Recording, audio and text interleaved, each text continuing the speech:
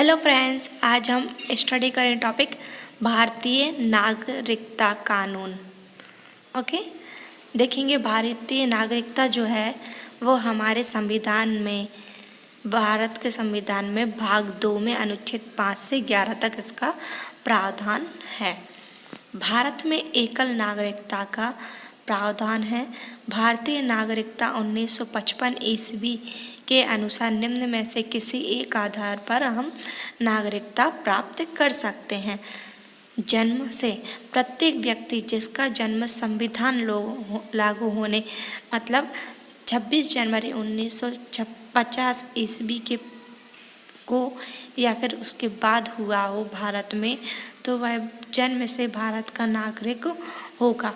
अपवाद राजनयिकों के बच्चे, विदेशियों के बच्चे। दूसरा, वंश परंपरा द्वारा नागरिकता। भारत के बाहर अन्य देश में 26 जनवरी 1950 के पश्चात भारत में जन्म लेने वाला व्यक्ति भारत का नागरिक माना जाएगा यदि उसके जन्म के समय उसके माता पिता में से कोई भारत का नागरिक हो। इसके बाद नोट देखेंगे, माता की नागरिकता मतलब जो विदेश में जो बच्चा जन्म लेगा वो माता की नागरिकता के आधार पर नागरिकता प्राप्त कर सकता है। यह नागरिकता संशोधन अधिनियम 1992 द्वारा दिया गया है। देशीयकरण द्वारा नागरिकता। भारत सरकार से देशीयकरण का प्रमाण पत्र प्राप्त कर भारत की नागरिकता प्राप्त की जा सकती है। पंजीकरण द्वारा नागरिकता। निम्नलिखित वर्गों में आने वाले लोग पंजीकरण के द्वारा भारत की नागरिकता जो है वो प्राप्त कर सकते हैं। देखते हैं वो वर्ग कौन कौन से हैं जिसके द्वारा हम पंजीकरण द्वारा नागरिकता प्राप्त कर सकते हैं। वे व्यक्ति जो पंजीकरण प्रार्थना पत्र देकर तिथि से 6 माह पूर्व से भारत में रह रहे हो। वे भारतीय जो अविभाज्य भारत जो मतलब जो जब भारत का विभाजन नहीं हुआ तो सिर्फ बाहर किसी देश में निवास कर रहे हों तो उन्हें नागरिकता प्राप्त की जा सकती है। नेक्स्ट देखेंगे, वे स्त्रियां जो भारतीयों से विवाह कर चुकी हैं या भविष्य में विवाह करेंगी उन्हें नागरिकता प्राप्त हो सकती है। भारतीय नागरिकों के नाबालिग बच्चे, राष्ट्रीय मंडल के देशों के नागरिक जो भारत में रहते हों या भारत में सरकार की नौकरी कर रहे हों आवेदन पत्र देकर भारत की नागरिकता प्राप्त कर सकते हैं। नेक्स्ट, भूमि विस्तार द्वारा।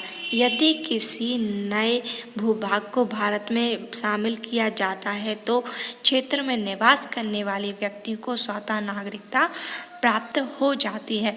तो फ्रेंड्स, ये 5 प्रकार से भारत की नागरिकता हम प्राप्त कर सकते हैं 1955 के भारतीय नागरिकता अधिनियम द्वारा। नेक्स्ट देखेंगे, भारतीय नागरिकता संशोधन अधिनियम 1986।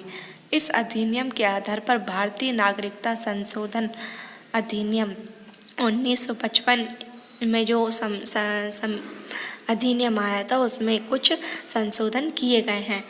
उसमें क्या था, अब भारत में जन्मे केवल उस व्यक्ति को ही नागरिकता प्रदान की जाएगी जिसके माता पिता में से एक भारत का नागरिक हो। जो व्यक्ति पंजीकरण के माध्यम से भारतीय नागरिकता प्राप्त करना चाहते हैं उन्हें अब भारत में कम से कम 5 वर्षों तक निवास करना होगा। पहले जो यह अवधि थी वो 6 माह की थी। और जो व्यक्ति देशीकरण द्वारा नागरिकता प्राप्त करना चाहते हैं उन्हें नागरिकता तभी प्राप्त होगी जब वो कम से कम 10 वर्षों तक भारत में रह चुका हो। पहले यह नागरिकता 5 वर्ष में प्राप्त हो जाती थी। नागरिकता संशोधन अधिनियम 1986 में जम्मू कश्मीर व असम सहित भारत के सभी राज्यों पर यह लागू कर दिया गया है। नेक्स्ट हम देखेंगे कि भारतीय नागरिकता से अंत कैसे प्राप्त हो सकता है। भारतीय नागरिकता का अंत जो है वो निम्न प्रकार से हो सकता है।